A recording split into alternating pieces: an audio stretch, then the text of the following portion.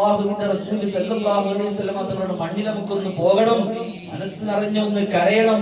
ഹബീബ് സല്ലല്ലാഹു അലൈഹി വസല്ലം തങ്ങൾ കഥനങ്ങളുടെ കഥ പറഞ്ഞ മക്കയിൽ പോകണം, ഇഹ്റാം ചെയ്യണം, കഅബയെ വലയം ചെയ്യണം, ഹാജറ ബീവി ഓടിയ സഫ മറവയിൽ ഓടണം.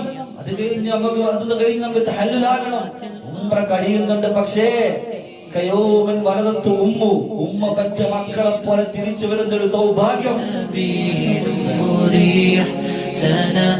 هدايا صاحي كي تستريح وبث الدعاء الخفي الصريح يسعك الفضاء الرحيب الفسيح فبالله كم تستطب القروح ويبرأ جروح الكسير الجريح وينشط ذاك